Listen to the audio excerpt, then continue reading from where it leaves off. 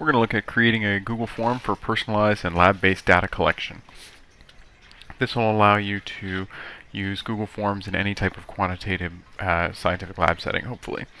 So I would advise you to create a new directory for the work that you're going to do today, simply because a whole lot of files are going to be generated. So first up, you'll see I've made a directory in a new folder in Google Drive, and then within that I created a new Google form. I'm going to call it today's activity. You call it whatever you like for your class. And this will be the basis for the work that we're going to do today. So hopefully you can use this as a model for when you go back to your classroom. So I always set mine to collect student email addresses. That also restricts it to GNSPES users.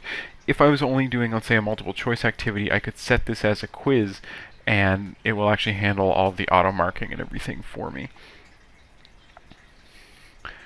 Alrighty, so I also always ask student name on this one. Even after a while you sort of learn their email addresses with their name, but when I go to merge this with Autocrat later on, it's really helpful if you have a student name, and it makes sorting out marks easier.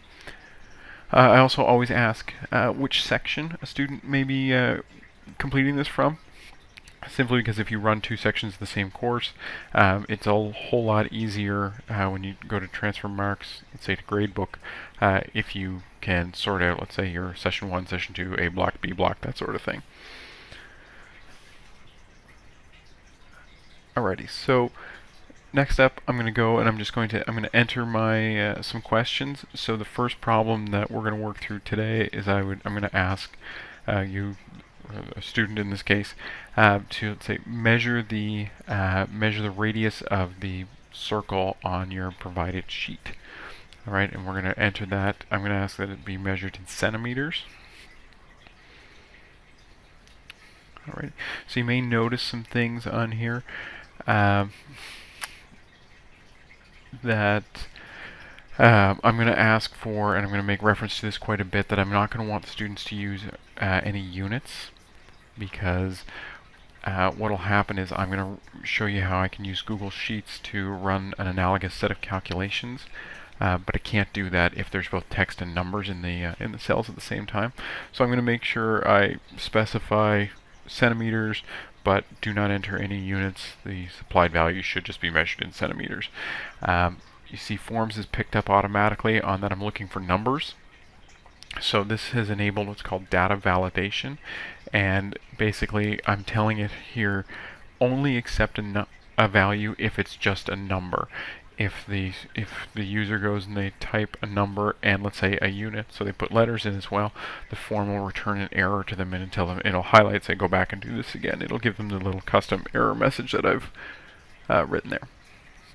Alrighty, so I don't really need to show you too much of every single question that I'm going to create here, but basically you can see in each case I'm toggling on the required question. Alright, I don't want to, especially if you have, let's say, a lab that has multiple, or an exercise that has multiple possible or multiple boxes to fill in. It's just good practice. You turn on the required. It doesn't allow the student to submit their work with a blank by accident. Alright, so you can see in each case I'm also using the data validation option, so that I'm not going to get any units. Even though I'm putting the direction in, it's nice to have that little bit of backup. So when we're done with this, you can customize how your form looks. If you want to pick a new background, that sort of thing, and then we're going to move on.